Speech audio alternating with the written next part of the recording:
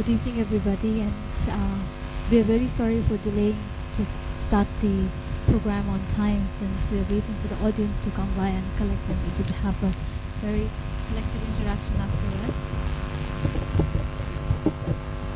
Before I proceed with the session, I would like to request everybody to kindly keep your mobile phone on silent mode or in a mute, so that it will avoid any interruption, please.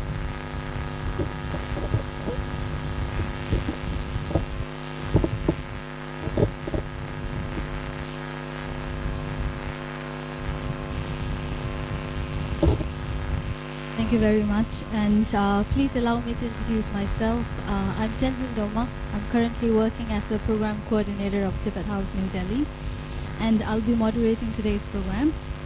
And on behalf of Tibet House Culture Center of His Holiness the Dalai Lama, New Delhi, would like to welcome our chief guest, Professor Vivek Suneja Ji, former Pro Vice Chancellor, Delhi University, and current Head and Dean, Faculty of Management Studies, University of Delhi, and Kumo Lobsang Shastri La, representative of Bureau Office of His Holiness the Dalai Lama, New Delhi, and our speakers and the participants who are gathered here, and also those who are watching live from YouTube, for the exhibition and the talk on the contribution of His Holiness the Dalai Lama to the world, heritage and culture of Himalayan belt and Tibet. And now I would like to request Tibet House Secretary Mr. Tenzin Khuengkepla to kindly offer the souvenir and kada to our chief guests. Kola, please. And I would like to request our chief guest to kindly come up on the dais, please.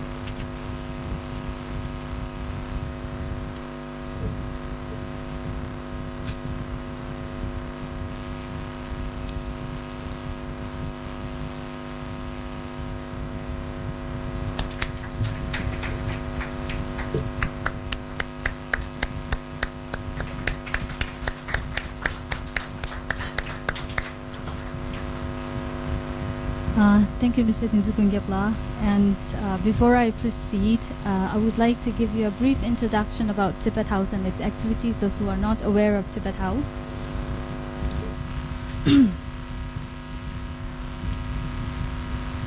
Tibet House Culture Center of His Holiness the Dalai Lama, New Delhi was established in 1965 by His Holiness the 14th Dalai Lama of Tibet for the purpose of preserving the cultural heritage of Tibet. Over 5 decades since its inception, Tibet House has come to recognize as the significant institution for a dissemination of Tibetan culture and for the Buddhist studies. Tibet House also has a museum of valuable Tibetan arts and artifacts, as well as a library. Every year, a publication unit of Tibet House publishes around 10 to 15 books a year, and a program division which regularly organizes national and international seminars, conferences, film screenings, and exhibitions. Tibet House also offers 4 different courses on Buddhist philosophy, psychology, and Tibetan language course as well. The 4 courses are Nalanda Master's Course, Nalanda Diploma Course, Nalanda Certificate Course, and Tibetan Language Course, and many of you all are part of these courses. And the Nalanda Master's Course, which was first launched in 2016, and it's a 5-year course. And secondly, the Nalanda Diploma Course, which was launched on 2018. Till now, we have successfully completed with 3 batches, and the 4th batch of the Nalanda Diploma Course has already been commenced, and the registration will end at this month. And recently, we have also organized 2-month Nalanda Certificate Course, which is being offered to those students and the public who wish to acquire the basic foundation of Nalanda Buddhist studies, and philosophy. And till now we have successfully completed with the first batch of Nalanda certificate course as well. And finally, Tibetan language course, which is now both online and offline. Till date, 23 batches have been successfully completed, and the 24th batch has already been begun from December 2022. And thank you. And now I would like to request Mr. Tenzin Kungyap, Secretary of Tibet House, to kindly address today's gathering.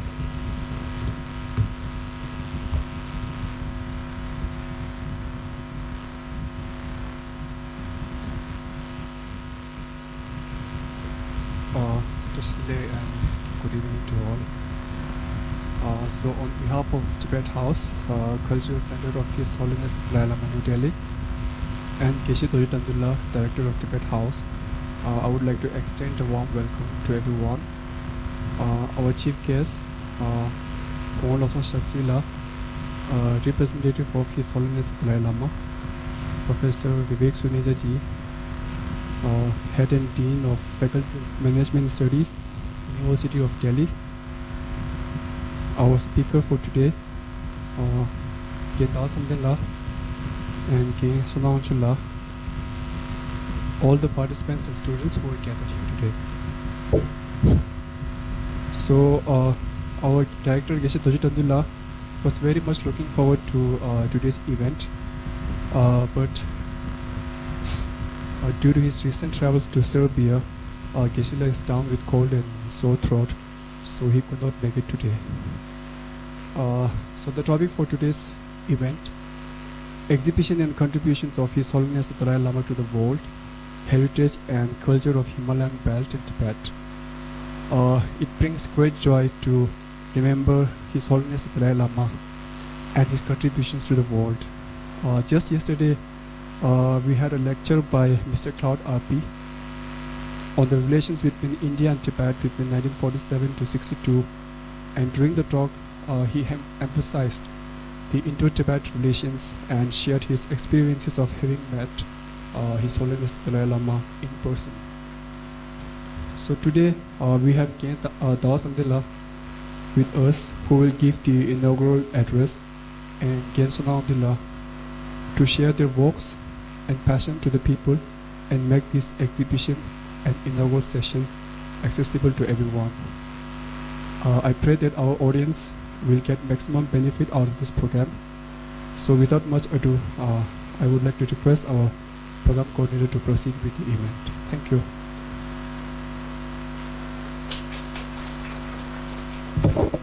Thank you very much, Mr. Kungyabla. And now I would like to request Gen Dawa Samtela and Gen Sonawachula to kindly come up on the dais and share the dais with the chief guest.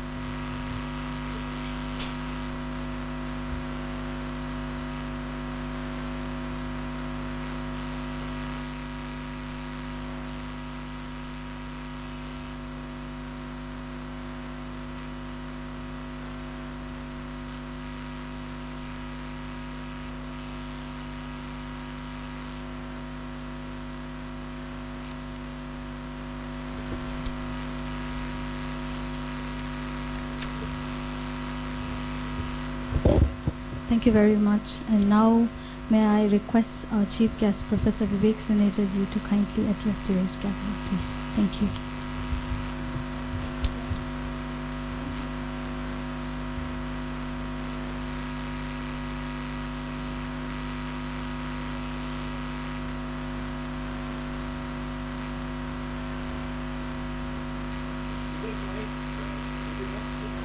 Cracking, you just it's cracking a bit.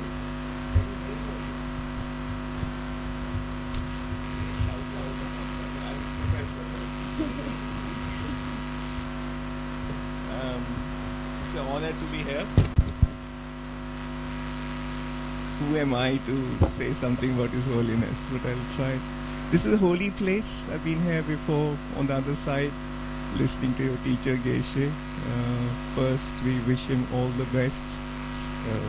Very quick recovery, and I'm here among such distinguished people. Of course, thanks to Tenzin and our secretary, Mr. Kungyap. Great to have you to meet Mr. Shastriji for the first time. and also Dawa Samten ji, and Sonam Wangdoji has just shown me. I've had a first mover advantage. I've just seen the exhibition. Unfair, perhaps. It's a lovely exhibition, and I'm so thankful that Sonam ji put it together, and we look forward to the film that you have. So, which is on the first 50 Tibetan students in exile, and the exhibition is also partially on that. So I'll speak a little bit on, if I may, on His Holiness. What does one say about His Holiness? When you go up to see the exhibition, you'll see a photograph of His Holiness smiling. I was asking him when was that taken. He said probably sometime in the 90s. It could have been 1,000 years ago. His smile remains just the same. When you see him first arrive, he was 24 when he arrived, and you see his smile then, and you see his smile today, it's not changed. Yeah? You agree with that? How many of us can smile like His Holiness? I can't. Maybe when I was very young, my mother tells me, poor thing, she's no longer on this earth. He used to tell me that with your first smile, it was glorious. I'm sure the first smile of every child is glorious to the mother. Yes? And His Holiness has retained that smile. Yeah? I want to ask you, how is it possible that His Holiness smiles like a child? Any one of you? Can we have an interactive session? You want me to speak? You know His Holiness more than I do, probably. Why does His Holiness can smile in the way that at least I find it difficult now? Anybody? Go on. Some of you have brilliant smiles as well. Very optimistic. Yeah. Good. What else?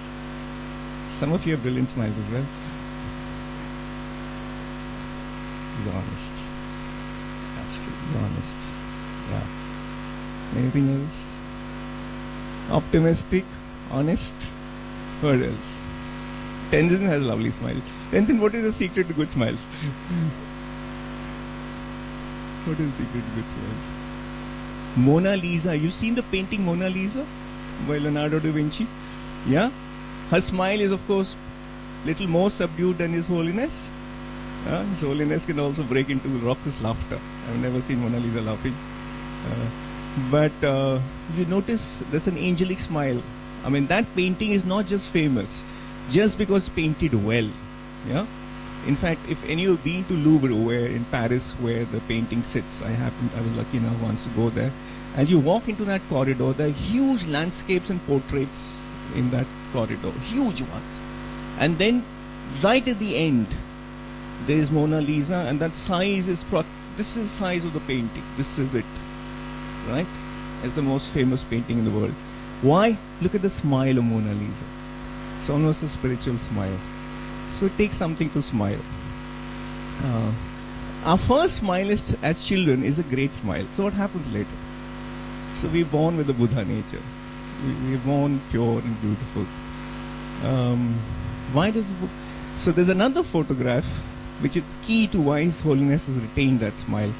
And so when you walk up, notice that. It's a photograph of His Holiness in meditation. I've never seen that photograph before. Please have a look. Deep meditation. I asked Sonam where it is. He thinks it's probably at his residence in Dharamsala. It's deep meditation. And taken by, who was the photographer? Vijay Kanti.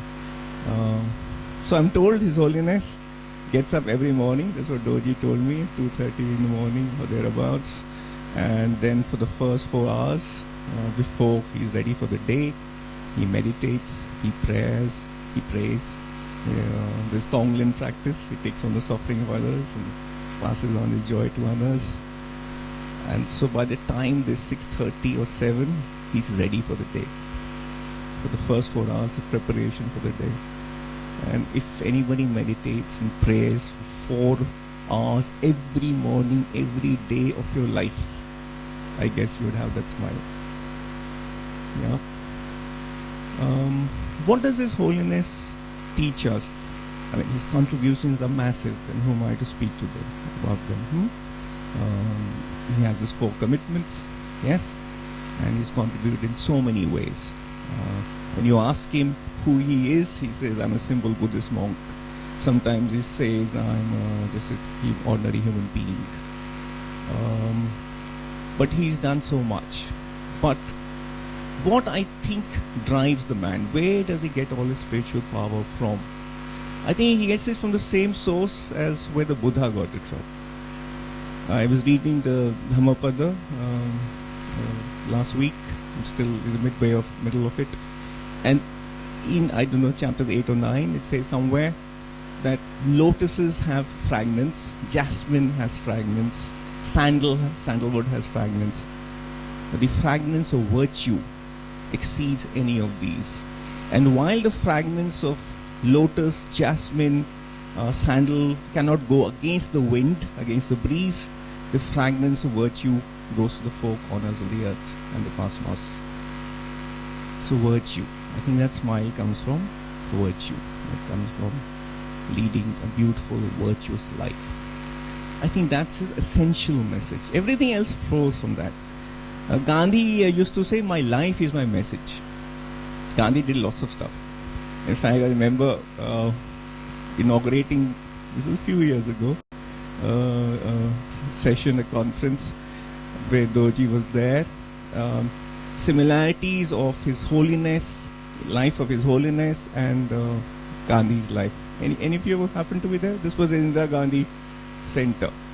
And it's a great story behind it. And I told it to Doji. It's a bit eerie. The previous day, I had been to Sabarmati, gone to Ahmedabad. So wherever I go to Ahmedabad, I go to Sabarmati. But that was my first trip to Sabarmati. So I went there, and there's... anybody's been to Sabarmati, Gandhi's ashram? Yeah. So if you go Sabarmati, where Gandhi stayed for a long while, that's where he started his salt march, all his independence movements, right? The river Sabarmati is there. Very simple cottage, ashram, where he used to live. Very bare. There's not even a bed.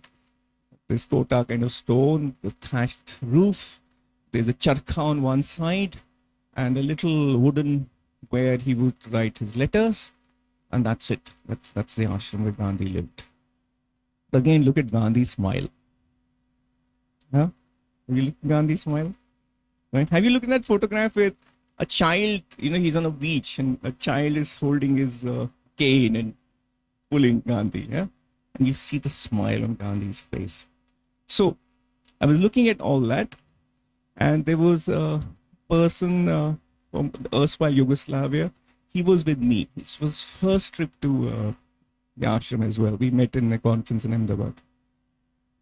And there we felt something which I've only felt when I've been close to His Holiness the Dalai Lama, in that ashram. Something came over me. It's a different feeling. Yeah? Different feeling.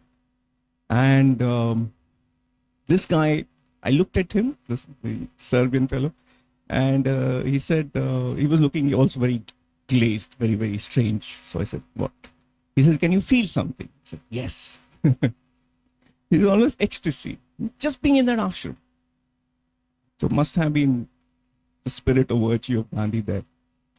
So then I tell him that, the only time I have this feeling and is when I'm with His Holiness. Because we used to call His Holiness, I used to be Pro-Vice Chancellor University of Delhi, we used to call him every year. So he used to come, deliver lectures. In fact, I remember there was a 2-day lecture he gave to all our students from 68 colleges, University of Delhi. We got a few students from everywhere. And the title of the 2-day event was, What is Life All About? What is life all about? And those 2 days, students asked him, His Holiness, everything. Boyfriend, girlfriend, how do you cope with exam pressure, all that stuff. It's on YouTube, by the way. You should watch it. And His Holiness his only complaint was that I'm an honorary professor. They're not paying me. Yeah? So they should be paying me for all the questions that I'm answering. It's landmark humor. Right? In fact, the very first time he'd come, I'm rambling. Is that okay with you? It's okay for me to ramble? I don't have to do a PowerPoint, right?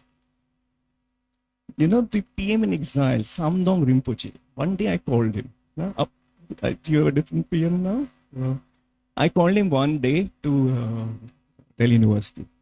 And like a silly lecturer, I asked him in front of everybody, "Sir, do you have a PowerPoint?" Because he was lecturing to a big audience. He said, "I don't have any power." He's a PM in exile. "Nor do I have any point to make. But if you permit me, I'd like to have a dialogue with the students." He had the most brilliant dialogue. Yes, brainstorm. So I'm also rambling. Is that okay? No PowerPoint. I also don't have any power. Very little point to make. But, so, we go out of this room where Gandhi's place is, and I tell him that, look, the only time I have this feeling is when I'm with His Holiness, and he holds my hand, especially. So I said, okay. We walk into the next building, first building we go in, and what do we see? Yes, oh, you can guess that. So we move from the ashram, and there's these little cottages where Vinoba Bhave used to live and other people. So they made it into little museums. You can guess. I've just told him the only time I have this feeling is when I'm with His Holiness. What do you think the first picture that we see? His Holiness. Right? Quoting Gandhi. I fly back night, right? Same night. I open my email box. What is the first email that I see? From Geshe Dorji saying, "Can you come for this conference which is comparing the life of His Holiness with Gandhi?" All right? Now you can say these are all coincidences. Okay? Right? Or you can say they're not coincidences. Our father of a nation, Mahatma Gandhi, and His Holiness is often talked about him, shared many of these virtues. His life was his message. His Holiness' life is his message. There is no hypocrisy. It's total authenticity. Yes, that's why I can laugh the way he does. And I think his wisdom, his beauty, his smile comes from those 4 hours early in the morning. Yeah. If you want to know the truth, I want to ask you this question. If you want to know the truth for yourself, which is the way the Buddha did, how did the Buddha find the truth? I'm asking. What did he do? He went around, consulted everybody, didn't work, did penance, almost died, didn't work. You know the story, right? Sujata then gave him a little milk. Then he sat under the Bodhi tree, the people tree, and he said, "I will not wake up until I've got the truth of the universe. I'm enlightened." Yes? You know the story? Do you believe the story? What happened that day, you think? I'm asking. If you want to know the truth for yourself, what do you do? Truth you read, you can read scriptures, of course, but how does one discover the truth for oneself? Which the Buddha did, which His Holiness has done. If you look at that picture where he's meditating, I'm asking, if you want to find the truth for yourself so that you have lovely smiles and so that all your life you're free from suffering, not in some future life, now. How many of you are happy now?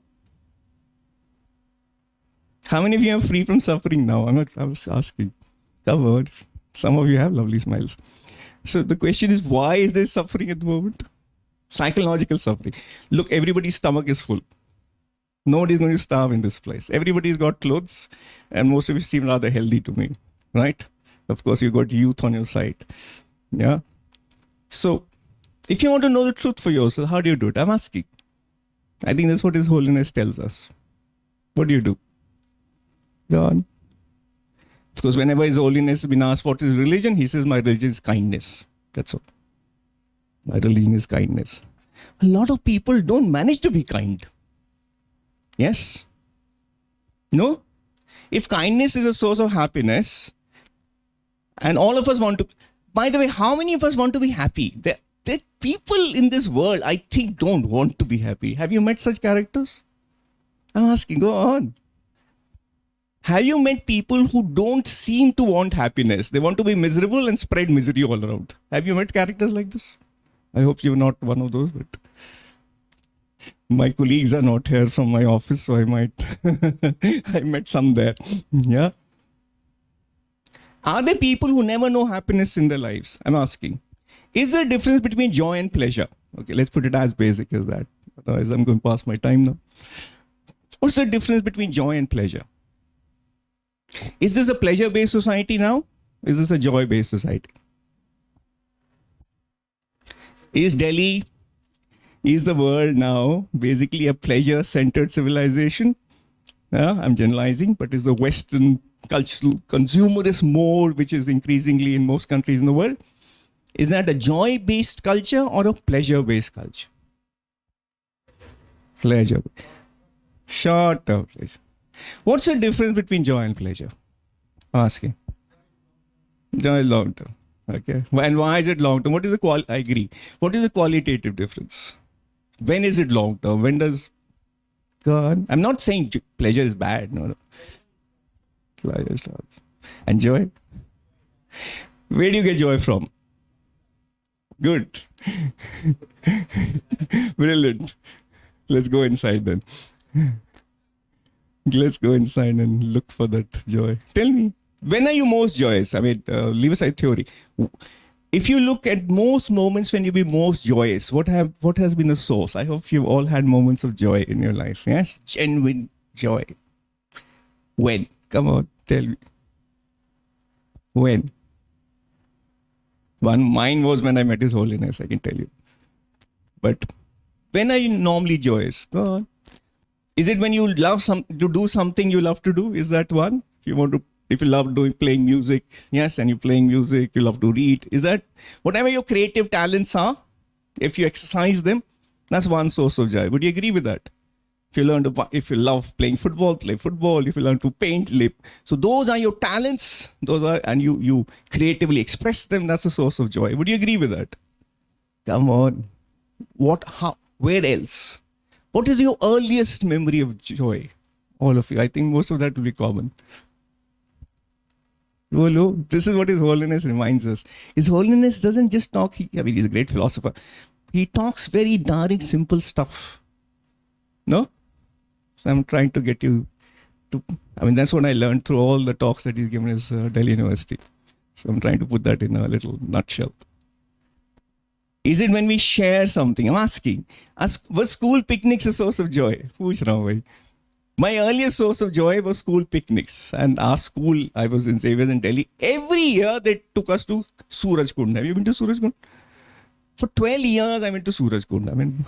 What fetish they had for Surajkund, I do not know. Yeah. And my mother was paranoid. कि उस पानी में मैं डूब जाऊंगा. अब तो पानी भी नहीं बचा है उसमें. So I said, Mom, इतने पानी में कोई नहीं डूब सकता. But still it was a source of great joy. उसी स्कूल बस से हर रोज जाते थे, कभी गाने नहीं गाते थे. But जब पिकनिक पे जा रहे थे, सारे गाने गा रहे थे. कोई गिटार बजा रहा है, खुश. वही स्कूल बस. उसी से जाते थे, अपना अपना टिफिन खाते थे. पिकनिक में सब टिफिन शेयर कर रहे थे. टिफिन तो उतने ही थे, and you were sharing, and that was a great source of joy. So when the Dalai Lama says compassion is a source of joy, all that he means, friendship, maitri, yes, sharing is a source of joy. Would you agree with this? Yes. So I think there are two ways of relating to people. One is through power, the other is through sharing. There is no third way. In sharing, there's joy, and in power, there's pleasure. Would you agree with that? In your families, in your workplaces, in society, there are only two kinds of relationships qualitatively. One is friendship, equal, right? Sharing, joy. Domination, showing off your power, monetary power, or political power. You are a boss and you're subordinate. Yes? That's a source of pleasure. Which is better? You can't have both. If somebody is a friend and you're better looking than your friend, you are richer than your friend, you're more talented than your friend, every way you're better than your friend. Is that how a friendship works? In friends, is there ever any comparison? If you have a genuine friend, is there any comparison? I'm asking. Or there's perfect equality? There's perfect equality? Doesn't matter the person is better looking or richer, doesn't matter. That's not a friendship, is it? That's not matri. Buddhism to matri, no? One word, matri. Right? Perfect equals. Yeah? That's joy. And if I say I'm brighter, I'm the CEO, or I'm the professor, and you're a lecturer, you make any egoistic distinctions, that's pleasure. So I think what His Holiness tells us is live in friendship. That I'll close. In Buddhism, they say there are 4 sublime states. Cha Brahm Vihar. Yeah, I don't know whether Geshe has given you a lecture on this. He gives such wonderful lectures. What are the 4 sublime states? 4 Brahm Vihars? Anybody? First is Maitri. What is the next? Maitri, Karuna, Mudit, and Upeksh. Yes. What is Maitri? Friendship. Perfect equality, sharing, joy. If that is the case, there will be Karuna, compassion. You will take joy in the joy of others, which is Mudit. And you'll do it with everybody, with equanimity, Upeksh. Greet. So I think that's what His Holiness teaches us. He doesn't teach us, that's okay, Shunyata, all that wonderful stuff. But his central message is have fun. Yeah, have fun together. It's a wonderful world. It's a short life. Don't be miserable. Be happy. Spread the happiness. If there's suffering, share it so that suffering becomes less for everyone. Smile like children. Be like children. Yeah. Don't be childish, but always be childlike. His Holiness is childlike. He's not childish. He's greatly mature. He's like a child. Yes, I think that, for me personally, is what I've got from His Holiness. So thank you for patiently listening to me. And I wish you a great program and a wonderful exhibition in store. I'm sure the film will be great too. And thank you for lending me your ears. My name is Suneja. And my wife tells me it should be Boleja. I learned the meaning of my name after I got married. The secret of a married life, happy married life. Okay, this is not a sexist statement. Is Suneja. You know what my first name is? Vivek. Right? It comes from a conjunction of 2 Sanskrit words. Viv and ek. Yeah? Viv, so English and Indo-European language, and all English words, root words are from Sanskrit. So viv means various, variety. In Sanskrit, in Hindi will come vivid, vistar. Viv means several. Ek means one. So what does Vivek mean? What looks several at the level of appearance is actually one. And if you can see that, that's matri, that's friendship, that's joy sharing. Viv hai, ek hi to bhai. Nahi? So I'm trying to explain my name to the British. I lived for 15 years in Britain. And since they've ruled us, they have this slight element of superiority. So I told them, your names are Peter and Tom and this and that. Our names have meaning. And, English comes from Sanskrit. Okay, explain your name. I say, wow, sure. So it's a Viv plus ek. All right. So I said, look, Viv means various, variety, variegated, vivacious. In India, we'll have vivid, vistar. Before I could explain ek, they said, we've got your name. I said, I have explained half my name. They said, no. Several aches, headache, heartache, pain in the... I'll leave it at that. So, thank you very much. I hope I have not been a big ache. Thank you for listening.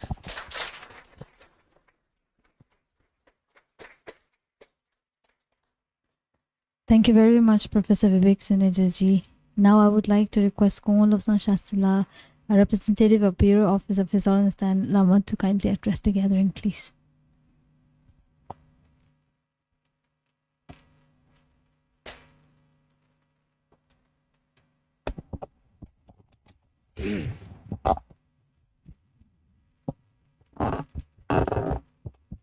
Good evening, everybody.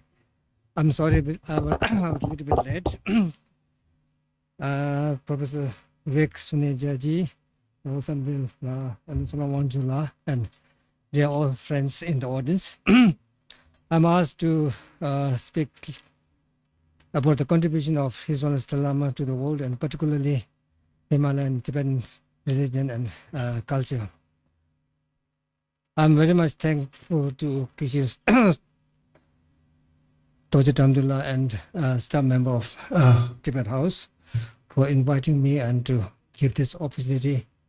Actually, I'm not the right person to speak about the contribution of His Holiness Dalai Lama to the world and Himalayan and Tibetan cultural heritage. Professor Vivek has already given a synopsis of His Holiness' contribution. So, and you all, I hope most of them are studying in Delhi University in different colleges, and you are reading a lot. I think through the literature, you must have read about His Holiness' contribution to the world and Tibet and Himalayan cultural heritage. And also through his wide-ranging teachings and speeches, you must have known about His Holiness' contribution. And particularly through his four principal commitment or vision has impacted immensely to the world and particularly to the Tibetan Himalayan cultural heritage. Though the his Holiness' four commitment and vision seems to be easy to understand, but when we practice, I think it's a little bit difficult, because first one is he has advocated for the basic human values. What is human values? So there are a lot of different interpretations. So values and morals and ethics and ethos. So when we practice ourselves, it is not easy task or easy thing to practice yourself. So we have to penetrate, or we have to understand the real basic human values, which are taught in different traditions. And the second one is the religious harmony. We can speak religious harmony and with full speaker, this what we call loudspeaker. You can give it 1 hour or 2 hour lecture on religious harmony, but to practice ourselves, it not for me or you or anybody, it is not an easy task. So we have to analyze, and we have to think ourselves several times how we can create religious harmony in this world, because we are witnessing a very awkward situation in this world on the basis of religious tradition. So the third one is the survival and restoration of Tibetan Himalayan religion and culture and ecology. So he has throughout his life met extensively, and he has made too much endeavor for the restoration and survival of Tibetan and Himalayan cultural heritage. So this, I think I don't need to speak much about it. And I think most of the audience who are studying in this Delhi University, you all must be young age, so you should read more and interact with scholars or learned person, so you can contribute in this regard. And the third one is the revival of ancient Indian wisdom or thought, which is a Nalanda tradition of Indian learning or Indian wisdom. So His Holiness has become a symbol of reviving the Nalanda tradition of Indian wisdom. So these are his four principal commitment or vision. So in order to contribute from ourselves, from our personal level, I think we need to make any amount of effort to continue or to enhance His Holiness Dalai Lama's His Holiness Dalai Lama's commitment and vision. That will be a great contribution from our part. So this much I have to say, and we all wish His Holiness Dalai Lama's long life and success of his commitment and vision. Thank you very much.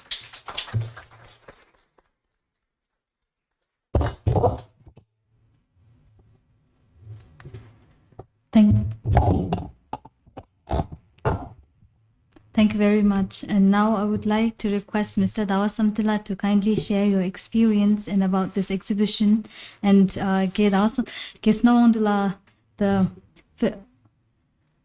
independent filmmaker and the founder of Tibetan Diaspora, will help to translate in English.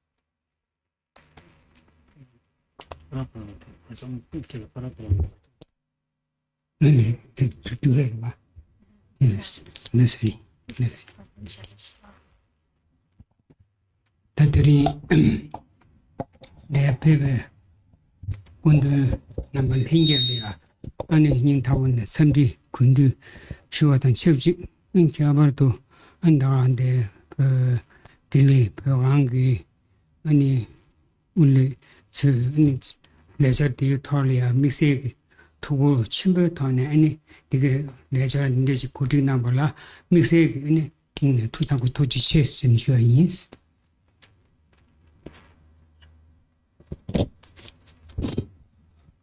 First of all, I wanted to extend my greetings to the chief guest, Professor Vivekji, and the representative of His Holiness the Dalai Lama. And I also wanted to thank the Tibet House for organizing this event. 아니 다들 당보 레전드 아니 초dik shumi sui shugoya dumde kare ani dimigyu kan digeti kangalo dagaza chiglamdo shuina ani tu shudi shugoya di ani arantu ta kasore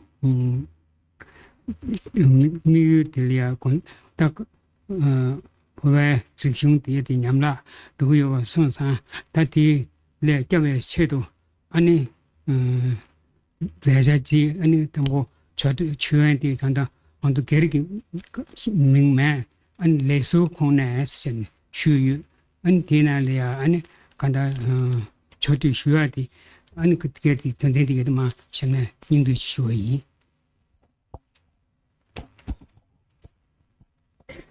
First of all, I wanted to explain the reason why I started this project. First reason is because of the diminishing or the our culture, and the reason why he started this project is to preserve and promote the Tibetan culture, and also in not in a personal capacity, but as an ex and retired officer of the Tibetan administration, and so he's going to be giving a brief.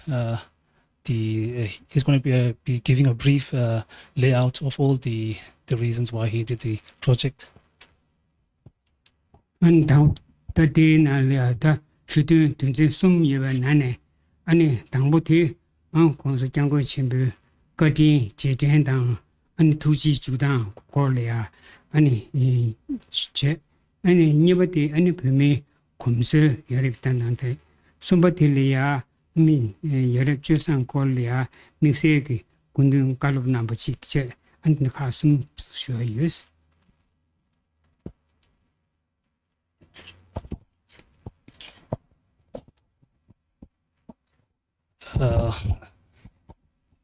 He has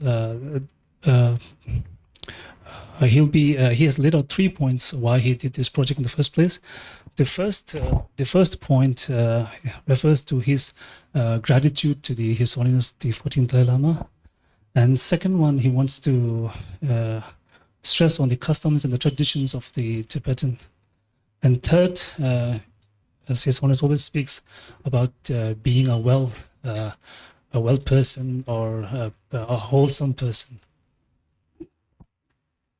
Tatilia Tamo Gunsu Jango Chimbu Kati Chiti Shu Kutu Sia Dilia Chidang Dang and Tane Aranduta to Shedu Gundu Chaship Taban the Chevi or Maritile, Yina Tangam Gutane, until ya mixeg ani tuji nobaji yobati and pesin some shubaina ani tangbo maran kasereta merap kyangbanam an tangbo jagasal pebe kableya an kada thada tanga nadu sam mebe lombachi la hopti lene ani kuda 추치대 들어주세요. 고담하드베 나단 교보 딘데지 겁리야 아니 간다 아니 주주 공덕 대신 딘데지 간데스 중단 매버직 중에 간데스 중거래 시디 다 딜레 간다 안지 겨울음 진 고난 그 특지 주르르 뭐도 신 용답이 말이 아니 다 딜된 다 단당 안도 미럽 가 저 답자 쇼다 쇼고 찍래 매와 보여지 뭐도 그 신경이 와 말이지 오늘 되게 두둔 시투지 마음 뭐 되게 되다 저런 인내 저거를 안기 전부 시부 연구다 니바들이야 바나 언제 저와 지당 개발 안 터져 저갈 옆에 되게 되려야 안 tundu 시부지나라 안 시다 매와 야게 전부 되지 간데스 중벌에나 주도가나 땅 안도 신화 신다 가야면 안도 다 겨울음 이제 가지 지송부 다란 제비 아니 시지당 전화 아니 가서를 그 답에 아니 신뢰 제세야도 누게 매지 레디 이내야 가공 후든 쉬니 안 터너야 아니 산에 보리스 이나이 라메 아니 내가 지금 말해서 템벌레면도 돈 미나리 시버도 세야지 근데다 두배 쳐버지 퓨터벌 때네 안 타자 시더 매베 아니 좀데 딘데 중국에 선방한 거 미율레매 데르데 딘데 중소 다디 저 공서 장군 친구들 한게 두지 거디 란 템벌마도 지나 다 한다 매 딜디너지 뭐 미창매 아니 신다 가야 뭐 중네 그 어른 뭐지 까카야 송부 시트보이나 텔은 좀데 만다서지도 대여버티 방다 망고 좀버이 아니 대마도 쉬운 지천 배우 수로지 송아죠 한 전버들이야 좀 망조 전에 이내에 갑들이야 다 메강을로 가게 로다도나 신기와 말이디 이내 아니 먼저 금방도 가나야 아니 하는 수라 손라 생이들 땡디어래 대야 아니 다디 나구나 다 간도 보이점네 군저 남부지를 뭐도 지난 미까지 셔는 영화요 말 그래서는 코란도네 뉴 코란도 좀 세는데 뭐 뒤인데서는 내가 교부 딘데지 그걸로야 아니 간다지 송래시도 말 더붙지 맞아 여보이나 안 더분 이웃은 딘데 보는 따지 딘데 좀데 다 딘데 무슨 내가 망보여 일단 좀된 대달 때네 아니 공수 장군 신분 수혈래야 아니 말한테 다 치즈네다 쳐셔터번 그 제가 말이지 이내 전담고 타네 아니 가서 tuk주 주주 너바 큰 것도 지어버디 안 되는 방다 쉬우여스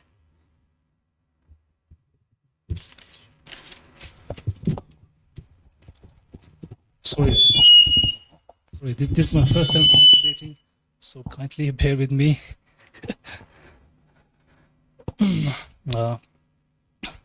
When the Tibetans and when the first generation of Tibetans came into exile in 1959, they went through a lot of struggles, and even though the condition at that time was desperate, deplorable, but the resilience shown by the generation, that is something that really sort of pushed him and really admired. And even though we, whenever we see His Holiness, we see him in a physical form, but then we never see him in a sort of a godly thing. But then there are so many signs that his blessings and his contributions that we can, see and acknowledge. The first one is, in the South India, we have the large Tibetan settlements in India.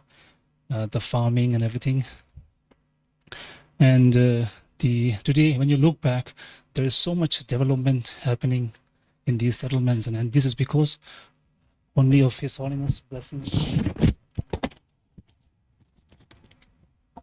And that is why we should always listen to His Holiness. For Gera says that he has evidence and proof that there is something special in his words. And as you know, we have a large section of Tibetans who deals in the sweater selling business. It's a seasonal business. And even though the situation, and even though these people, they work under harsh and difficult circumstances, but the resilience and the determination they show is also it's because of His Holiness' blessings. So therefore, we should always heed to his words.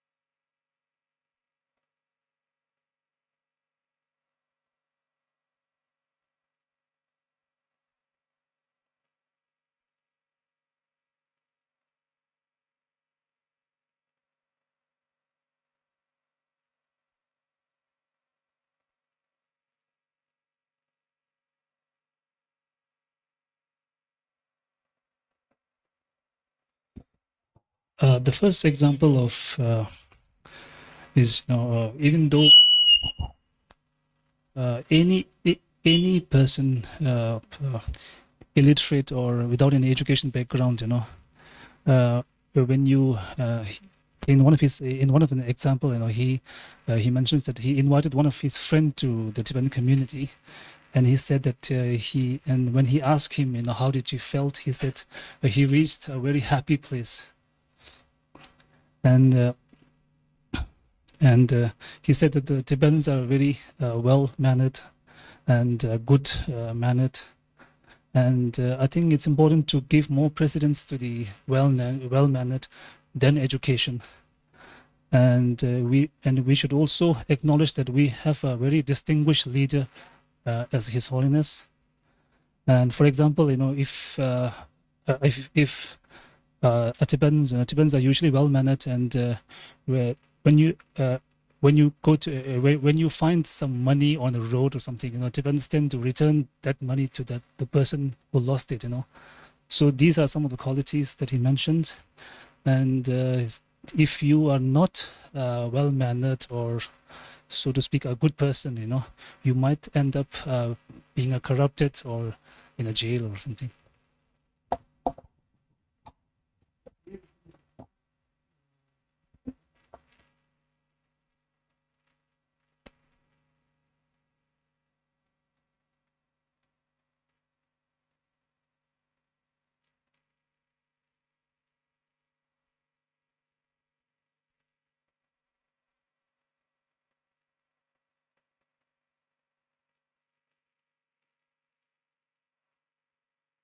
슈디 권한저 가르친 거에서는 또 건다 고도 이내에 그 데려다가 시에도 왔어.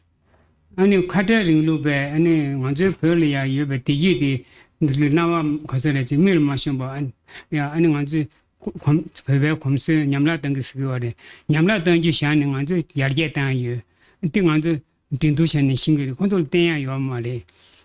컨트롤이야 땡야요. 시제 딘데신 시에도 제주는 아는 안 하던 데발 드리러 근데 요래 신 송이지 중 근데 될 때는 음식 된대지 용세의 인자 나들이야 지지 않으면 디금민도 산 아니 다도 다 능도지 쉬어빈 아니 가지 전쟁 아직 아니 저득시 쉬어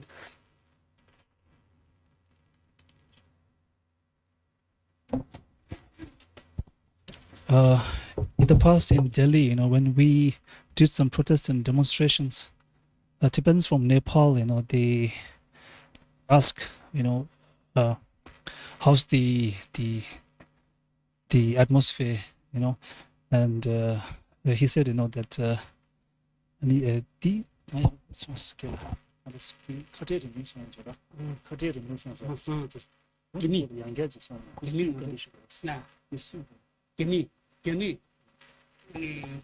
Give earlier on the code of Shura and Kundusina, any Gemi and Kader Shiel even meet this way, and one day when I have a digit, give you jealous potential.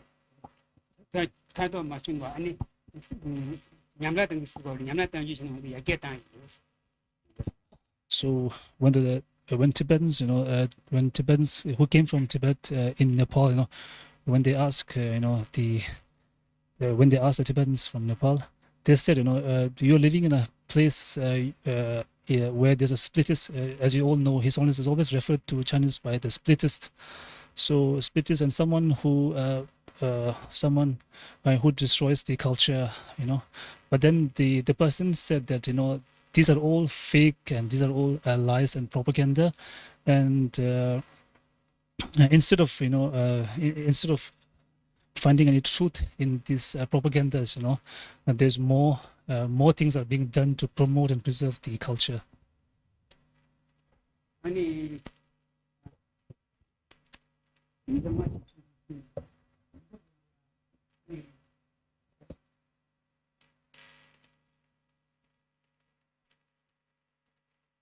망조 디게딜리아 아니 추저는 펜벨레가 가르쳐요. 쓰나 디체요 쓰니 고바 가자데 그게 차장 따들이 되어시와 두즈메드 두주 차장 즉 주시요 상보들라 니버딜리아 아니 베베 안 검세 가자 냠라 아니 슬라소단 다지 제이스월 제단 근데 제가 가르쳐봐 쓰나 디더리아 뭐든디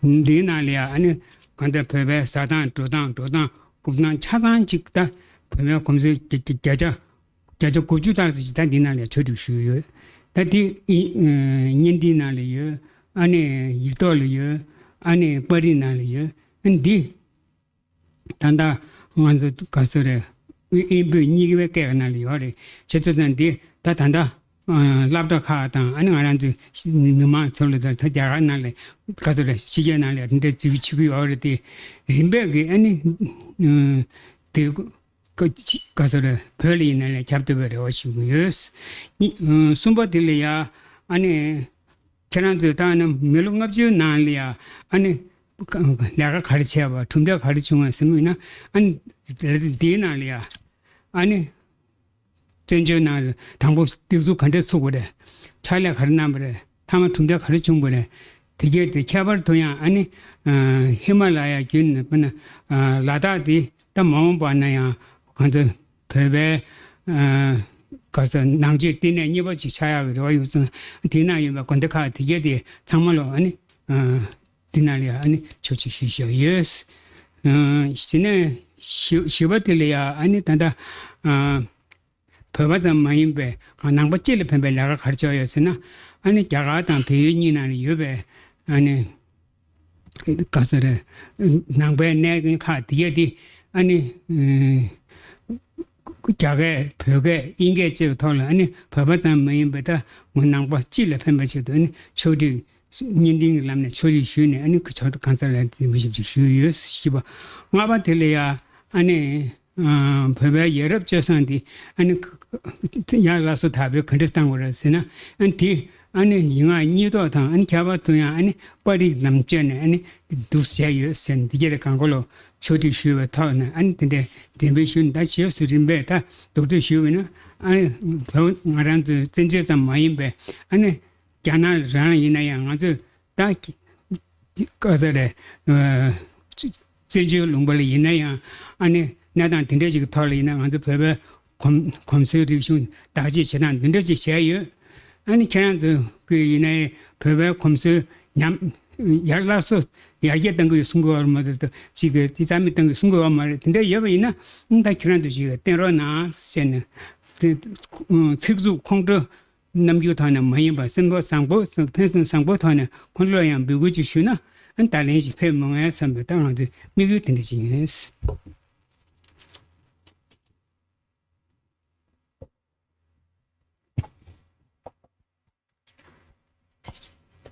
The photo exhibition is organized to address 5 points, as a sort of a counter to Chinese accusations and Chinese propaganda.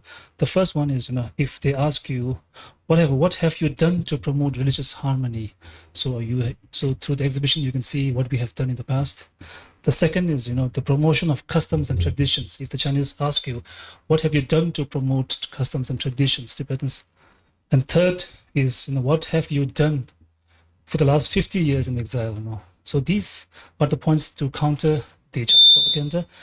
And the fourth one is, what have you done to the Buddhists at large, all around the world, especially Nepal and Sri Lanka.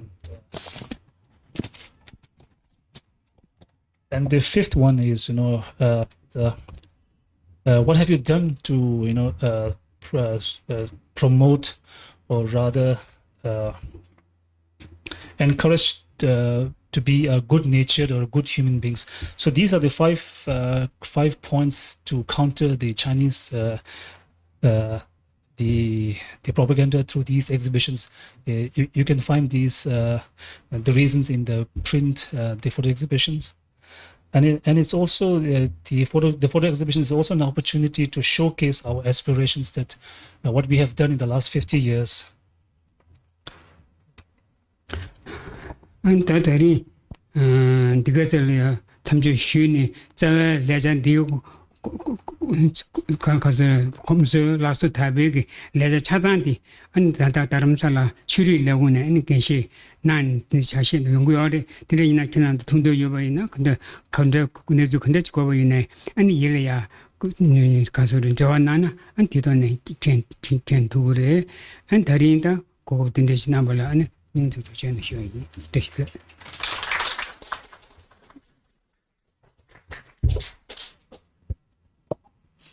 So I'll keep the lecture short here. And if you want to know more about his works, you can contact the Culture and the Religion Department, CTA. And thank you for the opportunity.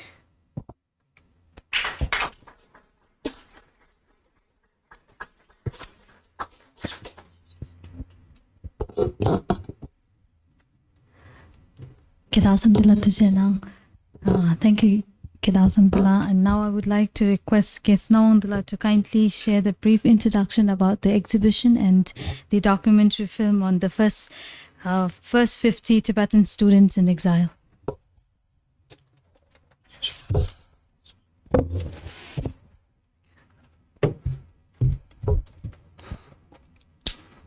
Tashidile and hello everyone. My name is Sonam Mungdu. This is the first time I'm speaking in public, so trust me, I'm very nervous. My heart's racing. You know, I'm already so nervous. But anyways, the director of Tibet House, Geshe Doji Damdullah, asked me to speak on my experience as someone in the visual media field. And my journey making this small film titled The First 50 Tibetan Students in Exile. So I wanted to thank Geshe-la and Tibet House for the opportunity. I also run this small YouTube channel called Tibetan Diaspora. And many times, you know, I have requested Geshe-la to speak on certain topics. And he has been so supportive and generous. I don't know if you have watched any of the contents with Geshe-la, but one of the content that really sort of people appreciated was Geshe-la's recommendation of books by His Holiness the Dalai Lama. So that was really appreciated by many of the viewers. Okay, sure. So today when Geshe-la asked me to organize this exhibition and also give a small talk, you know, I couldn't say no. Because I've always been running away from stage, you know, but this time there was no escape. Anyway, coming back to the film, you know, I chose this film since it goes with the theme of the exhibition. We know all the history of how His Holiness came to exile and how he got to Mussoorie and his meeting with the Prime Minister Nehru on April 24th, 1959. However, I was always intrigued by the history of our early exile years. And I've heard many times His Holiness speak about the challenges and the difficulties faced during those years, and how he established the first residential school for Tibetan refugee children. So that piqued my interest, and I decided to document on this subject. So then began my journey of discovering our exiled roots. I managed to gather the list of the names of the first 50 students and started digging their whereabouts. Unfortunately, many of them were no more, and those who were remaining were very few. But fortunately, you know, I got hold of 3 persons who were one of those 50 students. And fortunately, you know, one of them was retired staff working at Mussoorie. And he lives in the Holmes Foundation, Tibetan Holmes Foundation, right next to the CST Mussoorie School. So I called him and I went to the Mussoorie in December 2021 and interviewed him. So after reading the history of our early years in exile and listening to these interviews, you know, I'm just humbled how the first generation of Tibetans in exile went through, and especially His Holiness the 14th Dalai Lama, you know, who was very young at the time, 24 years of age, and how he shouldered the mammoth responsibility of the welfare of his countrymen in a foreign country, and that too with the peak of the summer heat. You know, it was April and May, you know, the heat was rising. So it was very overwhelming for me as a filmmaker, a small filmmaker, to see the resilience of the first generation of Tibetans in exile, and was humbled by their sheer determination and resolve to make it through in such a difficult and challenging times. I also wanted to share one anecdote that was recounted in a memoir by Kundeling Wesegenze, who was the then educational minister of the Tibetan government in exile. He was with His Holiness the Dalai Lama when the inauguration ceremony took place on the March 3rd, 1960. So when the ceremony was over, you know, I'm sure we have seen the photograph of His Holiness on that ceremony. He was sitting on a chair, and there were government officials behind him, with him, and also a lady, and also some representative of some international voluntary agencies. And there was one lady called Miss Wealthy Fisher. So there was a very small gate, you know, entry gate, and all the guests were, you know, were making their entry. And Miss Fisher almost stumbled, because of the small rush. And after the ceremony was over, they considered this small incident as an auspicious omen, because once in Tibet, in one of the monastery, a new assembly hall was being inaugurated. And because of the rush, one monk actually died. So they considered this to be an auspicious symbol. So Mrs. Fisher's stumble turned out to be an auspicious beginning for us Tibetans. So there was some interesting fun facts for me personally regarding the school. So I think we owe you, Miss Fisher. So when I went to the very spot when the ceremony took place on the March 3rd, 1960, I was transported back to that era, I was very sad to see the old house go, the old house was called the Aaron House, where the ceremony took place. Now it's replaced by a new building. But I was very happy to see a small portion of staircase, still remaining in a good shape. So that is the only tangible piece of thing of that era, and I was so happy to see that. Anyway, after finishing the film, I sent the link, the video of the link to the Geshe-la. And he told me that, I should now come in front of the camera, behind the camera, and not always walk behind the camera. And heeding to his suggestions, I recently made a vlog on the history of my alma mater, that is Tibetan Children's Village. So that was my first experience of getting in front of the camera. Like Geshe-la said, it's on my YouTube channel, Salam Wongdi 2.0. Second version of myself. The history of my school, TCV school, is also very interesting. When His Holiness the Dalai Lama shifted to Dharamsala after staying a year in Mussoorie, he left Mussoorie on 29th April 1960, and on 1st May, the leader of the Tibetan road construction camp at Jammu, he met with His Holiness, and he briefed him about the dire situation of Tibetans working as the road construction laborers. I'm sure many of you know that the early Tibetans who came into exile, they worked as the road construction laborers. The roads you see along the Kullu, Manali, Sikkim, Ladakh, many of these roads were built by the Tibetan road who came into exile.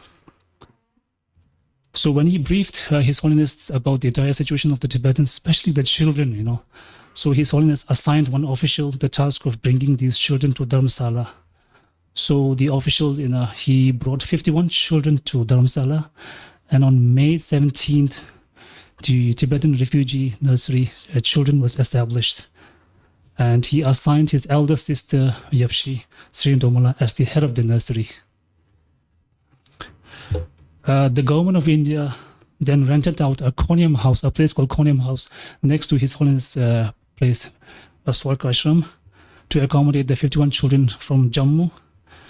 A Konyam House is where the Tiba is currently situated, because it's very close to Swark Ashram, Poranyingba.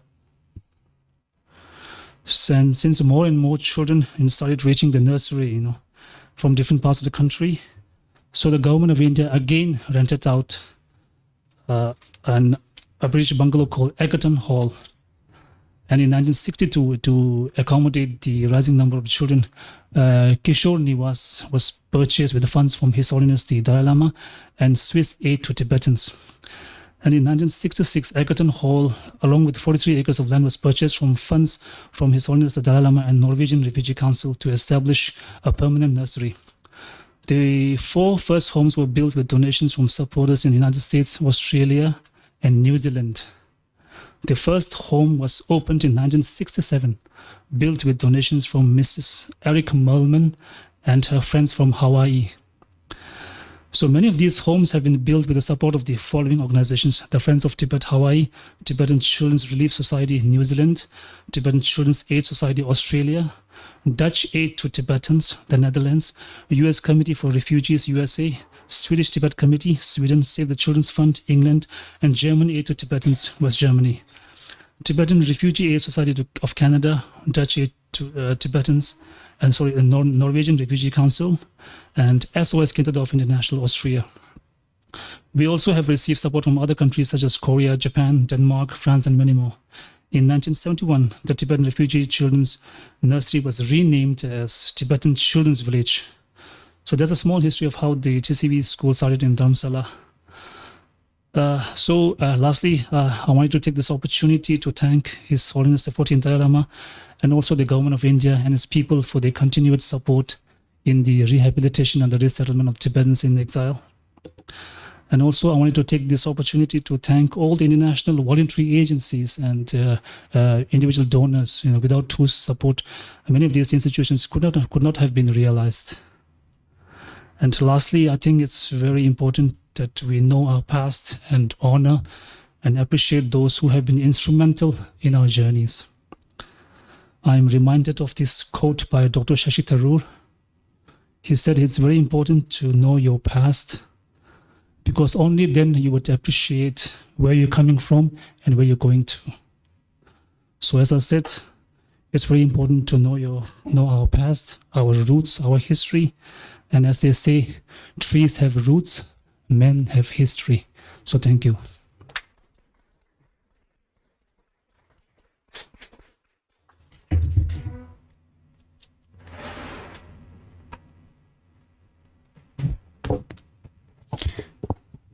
Thank you very much, Kesna Undila. Before we screen the documentary film, I would like to request Kongal of Shastila to kindly offer the souvenir and khada to our speakers. Mr. Dawa Samtila.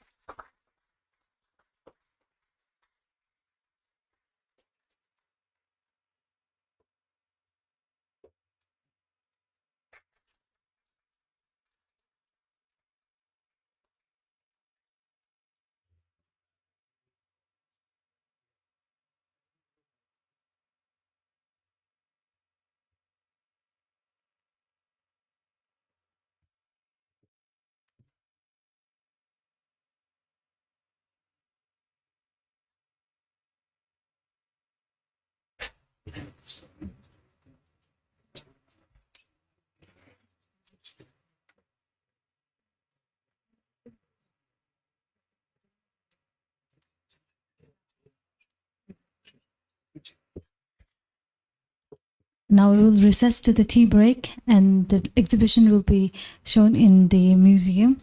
And if anybody has a question, then again, put the Dawa Samtila and Kela will be in the museum. So please have a look, and we'll recess for the adjacent halls. Yeah. Huh?